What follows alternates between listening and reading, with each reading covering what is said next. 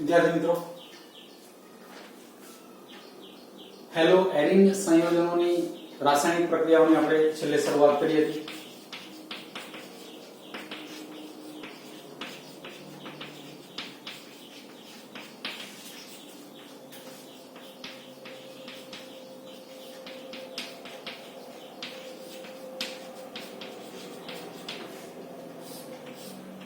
એમાં સૌથી પહેલું આપણે કેન્દ્ર અનુરાગી વિસ્થાપન પ્રક્રિયા છે.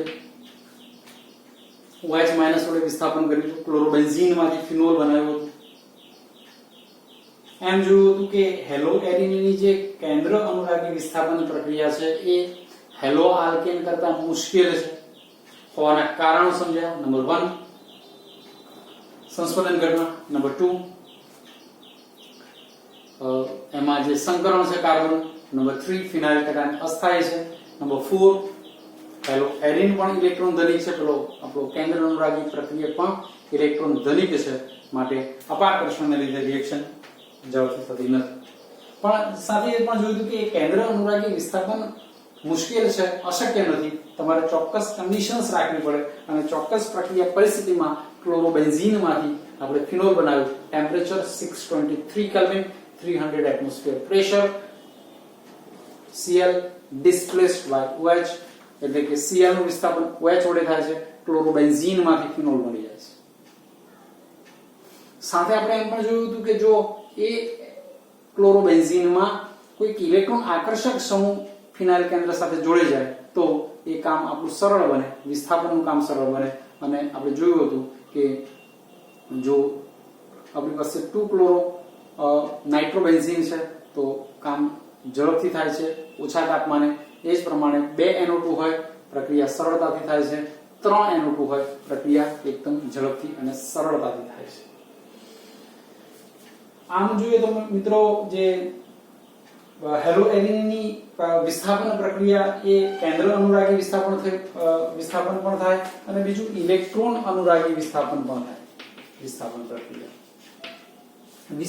પ્રક્રિયા જાણો છો કે એક પરમાણુ અથવા સમૂહ દૂર થાય એની જગ્યા નવો પરમાણુ અથવા સમૂહ લે છે. આપણી પાસે Cl છે. કેન્દ્ર અનુરાગી વિસ્થાપન કરવું હોય તો આમાં OH માઈનસ જેવો કેન્દ્ર અનુરાગી પ્રક્રિયક, આપણે નેગેટિવ આયન ને હંમેશા પોઝિટિવ પ્રત્યે આકર્ષણ છે. પોઝિટિવ પ્રત્યેનું આકર્ષણ કહેશો તો પોઝિટિવ ચાર્જ પ્રોટોન પાસે કેન્દ્રમાં છે, એટલે આને આપણે કેન્દ્ર અનુરાગી પ્રક્રિયક કહ્યું. પોઝિટિવ આયન વડે, એટલે કે કાર્બન અહીં પોઝિટિવ છે એના વડે આકર્ષાય અને Cl ને વિસ્થાપિત કરે. કેન્દ્ર અનુરાગી વિસ્થાપન આ OH આવે ને Cl ને વિસ્થાપિત કરે. સામે પક્ષે બીજું આ જ ક્લોરોબેન્ઝીનમાં બીજું વિસ્થાપન થાય ઇલેક્ટ્રોન અનુરાગી. ઇલેક્ટ્રોન અનુરાગી વિસ્થાપન થવા માટે જે પ્રક્રિયક આવવાનું ને એ પોઝિટિવ આયન હોય. કેન્દ્ર અનુરાગી પ્રક્રિયા કેવો છે? નેગેટિવ. અને ઇલેક્ટ્રોન અનુરાગી પ્રક્રિયા કેવો છે? પોઝિટિવ. આ પોઝિટિવ ચાર્જડ આયન NO2+ એ બેન્ઝીનના પાઈ ઇલેક્ટ્રોન વિદ્યુત વાદળ વડે આકર્ષાય. હવે અહીંયા વિસ્થાપન નહીં થાય, વિસ્થાપન અહીંયા થશે ફિનાઇલ કેન્દ્રમાં. અહીંયા દરેક ખૂણા ઉપર H છે એ H+ વિસ્થાપિત થશે અને NO2 એન્ટર થશે. અને આવા પ્રકારના વિસ્થાપનને શું કહીશું આપણે? ઇલેક્ટ્રોન અનુરાગી વિસ્થાપન. આ વિસ્થાપન કયું? કેન્દ્ર અનુરાગી વિસ્થાપન, જેમાં નેગેટિવ આયન Cl ને વિસ્થાપિત કરે. અહીંયા ઇલેક્ટ્રોન અનુરાગી વિસ્થાપન જેમાં પોઝિટિવ આયન ઇલેક્ટ્રોન અનુરાગી આયન એ ફિનાઇલ કેન્દ્રમાંથી H+ ને વિસ્થાપિત કરે અને પોતે ગોઠવાશે. હવે અગત્યની બાબત એ છે અત્યારે ઇલેક્ટ્રોન અનુરાગી વિસ્થાપન એ ક્લોરોબેન્ઝીનમાં કરવું છે, એટલે કે હેલો એરિનમાં કરવું છે. અને દરમિયાન આ ક્લોરોબેન્ઝીનમાં તમે વિસ્થાપન કરવા જાઓ છો ત્યારે ક્લોરોબેન્ઝીનમાં જે સ્થાન છે 3 પ્રકારના છે: ઓર્થો, મેટા અને પેરા. અને આપણે 1 કાર્બન કરી કહીએ તો 1 2 3 4 5 અને 6. આ 2 અને 6 નંબરના સ્થાનને આપણે ઓર્થો સ્થાન કહીએ છીએ, 3 અને 5 નંબરના સ્થાનને મેટા સ્થાન કહીએ છીએ અને 4 નંબરના સ્થાનને પેરા સ્થાન કહીએ છીએ. આ આપણે ધોરણ 11 માં ભણી ચૂક્યા છે. હવે Cl પોતે એ ઓર્થો પેરા નિર્દેશક છે. એટલે જો અહીંયા વિસ્થાપન કરશો ને તો વિસ્થાપન થવાનું ક્યાં, તો ઓર્થો પોઝિશન ઉપર એટલે કે 2 અને 6 નંબર ઉપર, અને પેરા પોઝિશન એટલે કે 4 નંબર ઉપર, 3 અને 5 નંબર એટલે કે મેટા પોઝિશન ઉપર વિસ્થાપન થતું નથી. આમ થવાનું કારણ પણ સમજીએ. કેમ? Cl એ ઓર્થો પેરા નિર્દેશક છે. તો Cl ઓર્થો પેરા નિર્દેશક હોવાનું કારણ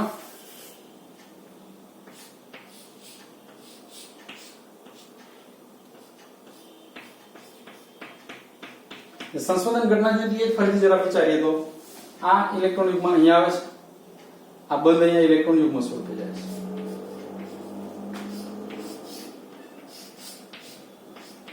Cl+. તમે આને 2 ઇલેક્ટ્રોન યુગ્મ એના રાખી શકો. હા, એક જ ઇલેક્ટ્રોન યુગ્મ આવ્યું છે. અચ્છા, આ ઇલેક્ટ્રોન યુગ્મ અહીંયા આવી ગયું એટલે નેગેટિવ, બાકી એસિડિસ. હવે આ ઇલેક્ટ્રોન યુગ્મ અહીંયા આવે છે, બંધ ઇલેક્ટ્રોન યુગ્મ સ્વરૂપે અહીંયા જાય છે. થવાનું શું?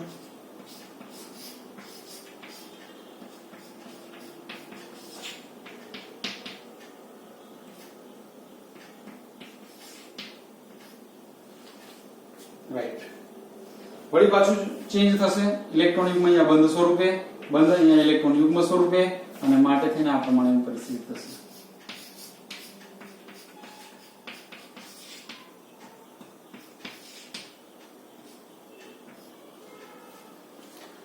ટૂંકમાં ઇલેક્ટ્રોન રિચ સાઇટ, ઇલેક્ટ્રોન ધનિક સાઇટ કઈ બને છે? આ નંબર જો અહીંયા ઇલેક્ટ્રોન યુગ્મ છે એટલે વિસ્થાપન થાય તો ક્યાં થાય? અહીંયા થાય. પેલું આવવાનો કોણ છે?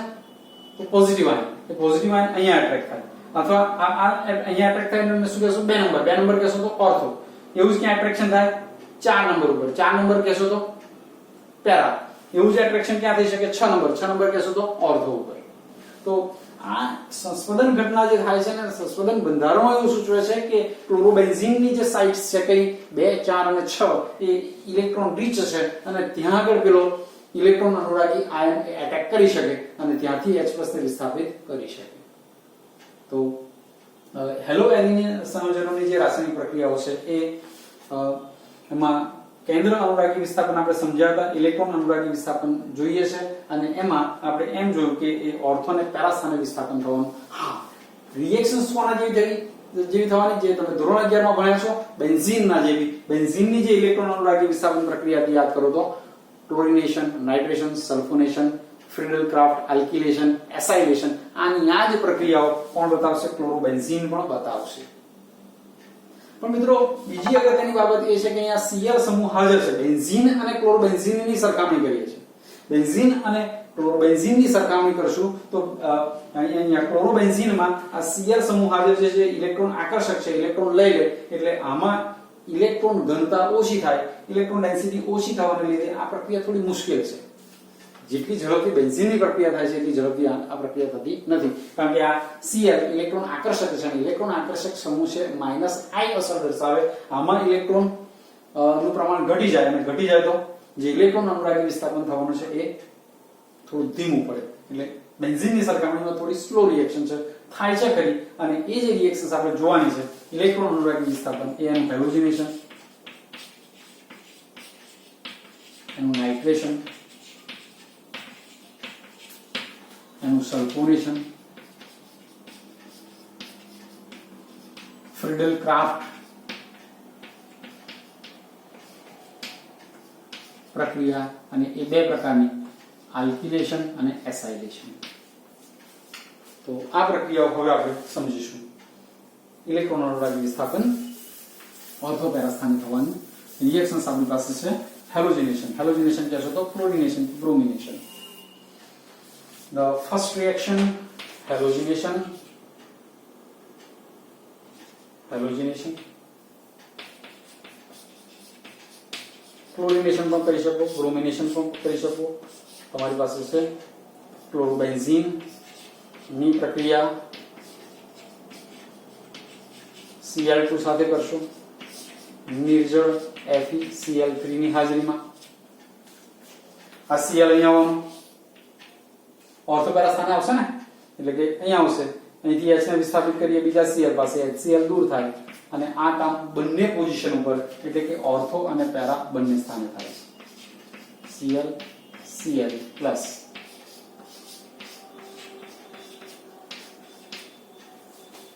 એટલે કે ઓર્થો ડાયક્લોરોબેન્ઝીન અને પેરા ડાયક્લોરોબેન્ઝીનનું મિશ્રણ મળે છે.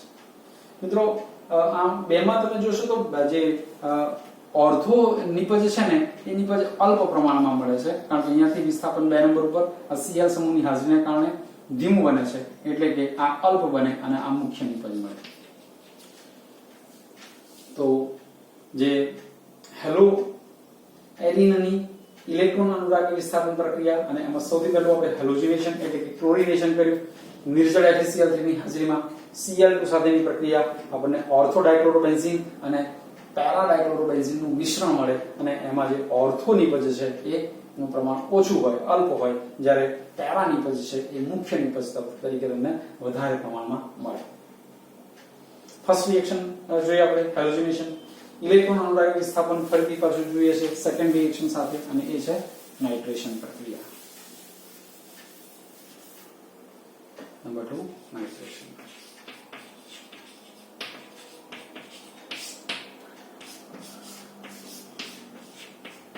ક્લોરોબેન્ઝીન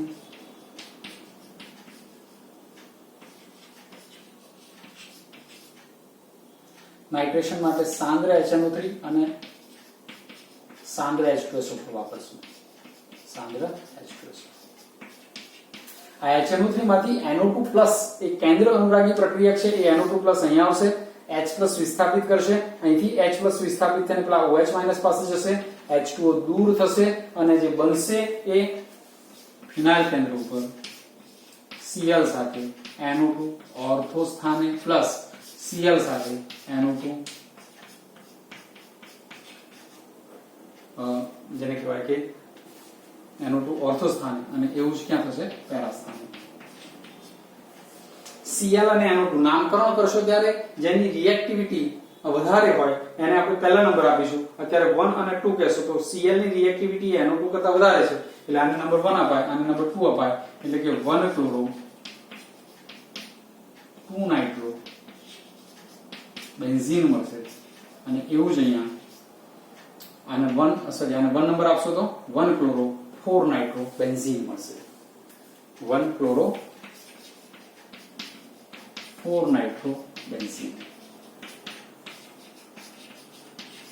તો સેકન્ડ રિએક્શન આપણે જોઈએ નાઇટ્રેશન. ક્લોરોબેન્ઝીન સાંદ્ર HNO3 સાંદ્ર H2SO4 પ્રક્રિયા છે, આ ઉદ્દીપક છે. પ્રક્રિયા દરમિયાન H+ અહીંયાથી NO2 વડે વિસ્થાપિત થશે, આપણને 1 ક્લોરો 2 નાઇટ્રોબેન્ઝીન અથવા 1 ક્લોરો 4 નાઇટ્રોબેન્ઝીન આનું મિશ્રણ મળે છે.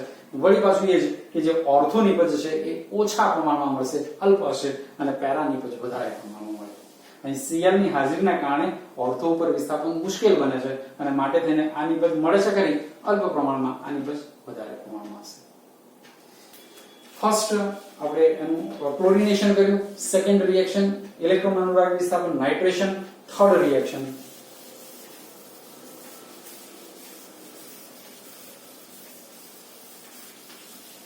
સલ્ફોનેશન જોઈશું.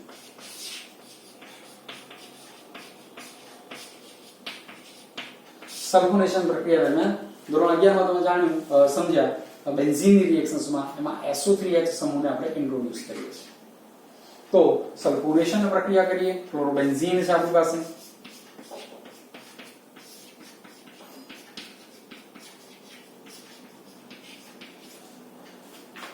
સાંદ્ર H2SO4 સાથેની પ્રક્રિયા.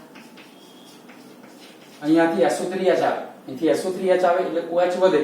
આ SO3H અહીંથી H+ ને વિસ્થાપિત કરે, H અહીંયાથી જે વિસ્થાપિત થયો આના OH સાથે H2O દૂર થાય, અને આપણને જે નિપજ મળે આવી મળે ફિનાઇલ કેન્દ્ર સાથે Cl SO3H પ્લસ Cl સાથે SO3H.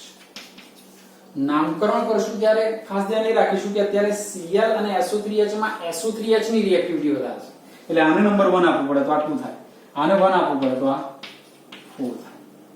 પેલામાં શું હતું? Cl અને NO2 માં Cl ની રિએક્ટિવિટી વધારે હતી, એટલે આપણે Cl ને પહેલો નંબર આપ્યો. અત્યારે SO3H ની રિએક્ટિવિટી વધારે છે, એને નંબર પહેલો આપીશું. તો 2 નંબર ઉપર ક્લોરીન છે 2 ક્લોરો, આને ફિનાઇલ કેન્દ્ર ઉપર SO3H હોય તો એને બેન્ઝીન સલ્ફોનિક એસિડ કહેવાય. Benzene sulphonic acid. અને એવું જ અહીંયા 4 ક્લોરો બેન્ઝીન સલ્ફોનિક એસિડ મળશે. તો મિત્રો હેલોએરિનની ઇલેક્ટ્રોન અનુરાગી વિસ્થાપન પ્રક્રિયામાં પહેલી હેલોજનેશન પૂરું કર્યું આપણે, નાઇટ્રેશન સમજ્યા, ત્રીજી પ્રક્રિયા સલ્ફોનેશન જેમાં SO3H સમૂહને એન્ટર કર્યો અને આપણને આ પ્રમાણે ઓર્થો અને પેરાનિપજ મળે છે. તમે ફરીથી એ જાણો છો કે ઓર્થોનિપજ ઓછા પ્રમાણમાં હશે, પેરાનિપજનું પ્રમાણ વધારે હશે. આ અલ્પ હશે, આ મુખ્ય હશે.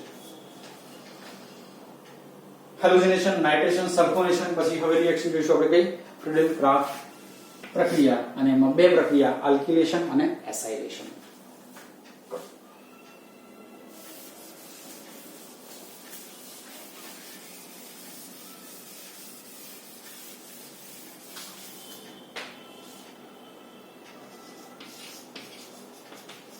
ફ્રીડલ-ક્રાફ્ટ પ્રક્રિયા, એમાં પહેલું ફ્રીડલ-ક્રાફ્ટ આલ્કિલેશન.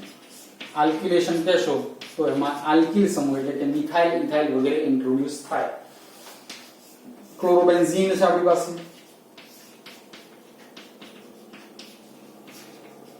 તમારે આલ્કિલેશન કરવું છે, તમે CH3Cl સાથે પ્રક્રિયા કરશો નિર્જળ AlCl3 ની હાજરીમાં. આ પ્રક્રિયક ઉદ્દીપક દરમિયાનમાં આ CH3 અહીંથી H ને વિસ્થાપિત કરે, H+Cl પાસે HCl દૂર થાય, પણ એ બંને સ્થાને એટલે કે ઓર્થો અને પેરા સ્થાને કહેશો તો Cl સાથે CH3 અહીંયા આવે છે પ્લસ Cl સાથે CH3 અહીંયા આવે છે. ઓર્થો અને પેરા નિપજ મળશે. ઓર્થો નિપજ ઓછી છે, પેરા નિપજનું પ્રમાણ વધારે છે. નંબર 2 બીજું એમ જોઈશું કે જ્યારે આનું નામકરણ કરીશું ત્યારે રિએક્ટિવિટી જોવાની. Cl ની રિએક્ટિવિટી એ CH3 કરતા વધારે છે. આ 1 આ 2 1 2 3 4. Cl અને અણુમાં Cl ની વધારે હતી એટલે એને નંબર 1 આપ્યો. Cl અને SO3H માં SO3H ની વધારે હતી એને નંબર 1 આપ્યો. અત્યારે Cl અને CH3 માં Cl ની વધારે છે એને નંબર 1 આપીશું. તો 1 ક્લોરો 2 મિથાઇલ બેન્ઝીન અને એ જ પ્રમાણે 1 ક્લોરો 4 મિથાઇલ બેન્ઝીન મળશે. તો હેલોએરિનની ઇલેક્ટ્રોન અનુરાગી વિસ્થાપન પ્રક્રિયા, હેલોજનેશન, નાઇટ્રેશન, સલ્ફોનેશન, ફ્રીડલ-ક્રાફ્ટ પ્રક્રિયા, એમાં આલ્કિલેશન જોયું, અને આલ્કિલેશન પછી એમાં સેકન્ડરી રિએક્શન આપણને જોવાની થાય એસાઇલેશન. ફ્રીડલ-ક્રાફ્ટ પ્રક્રિયા બે પ્રકારે હોય, એક તમે કહી શકો ફ્રીડલ-ક્રાફ્ટ આલ્કિલેશન અને બીજું ફ્રીડલ-ક્રાફ્ટ એસાઇલેશન. તો સેકન્ડરી રિએક્શન જોઈએ હવે ફ્રીડલ-ક્રાફ્ટ એસાઇલેશન. મિત્રો બધી જ પ્રક્રિયાઓ તમે ધોરણ 11 માં બેન્ઝીનની રિએક્શન્સ આ બધી ભણેલા છો. માત્ર અત્યારે આપણે એ જોઈએ છે કે ભાઈ જે રિએક્શન પર્ટિક્યુલરલી ક્લોરોબેન્ઝીન માટે જોઈએ છે. બાકી આ બધી જ પ્રક્રિયાઓ તમે બેન્ઝીન માટે ઓલરેડી ભણી ચૂક્યા છો. એક કામ મેં તમને શરૂઆતથી કહેલું છે, ગયા વિડીયોમાં પણ આપણે વાત થઈ હતી, પ્રક્રિયાઓને શક્ય એટલી વધારે વખત લખો. બરાબર છે, તો વાંધો નહીં આવે. જોઈએ છે આપણે સેકન્ડ વન ફ્રીડલ-ક્રાફ્ટ પ્રક્રિયા અને છે એસાઇલેશન. એસાઇલેશન કરશો, સંયોજન છે આપણી પાસે ક્લોરોબેન્ઝીન ની પ્રક્રિયા CH3COCl સાથે એસિટાઇલ ક્લોરાઇડ સાથે. આ છે એસિટાઇલ ક્લોરાઇડ. નિર્જળ AlCl3 ની હાજરીમાં જ પ્રક્રિયા થશે. દરમિયાનમાં COCH3 અહીંયા આવશે, H પેલા Cl પાસે જશે. પેલામાં CH3 સમૂહ એટલે કે આલ્કિલ સમૂહ આવતો હતો માટે મેં ફ્રીડલ-ક્રાફ્ટ આલ્કિલેશન કહ્યું. અત્યારે એસાઇલ સમૂહ CH3CO સમૂહ આવે છે માટે એને આપણે એસાઇલેશન કહીશું. COCH3 સમૂહ ઓર્થો અને પેરા સ્થાન પર CH3 સાથે COCH3 પ્લસ CH3 સાથે COCH3. વળી પાછું નામકરણ આવે. નામકરણની વાત કરશો ત્યારે થવાનું શું? તો CH3 અને COCH3 માં COCH3 એટલે કે કીટોન છે, એની રિએક્ટિવિટી આલ્કિલ કરતા વધારે છે. આ રિએક્ટિવિટીનો ઓર્ડર પણ તમે ધોરણ 11 માં ભણેલા છો. આ નંબર 1 છે, આ નંબર 2 છે. તો ફિનાઇલ કેન્દ્ર ઉપર COCH3 હોય તો એને એસિટોફિનોન નામ અપાય છે. આ CH3 ને ભૂલી જાઓ, શું છે COCH3, તો એને શું કહે છે એસિટોફિનોન. તો હવે 2 મિથાઇલ એસિટોફિનોન અને એવું જ અહીંયા અને નંબર 1 આપશું તો 1 2 3 અને 4 મિથાઇલ એસિટો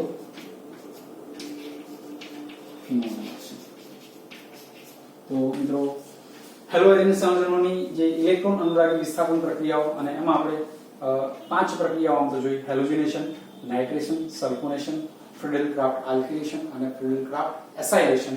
એની સાથે આપણે હેલો એલિનની જે પ્રક્રિયાઓ છે એ પ્રક્રિયાઓ અહીંયા કમ્પ્લીટ કરીએ છીએ અને એના પછી આપણને છેલ્લે કેટલાક પોલી હેલો સંયોજનો વિશેની માહિતી સમજવાની છે. તો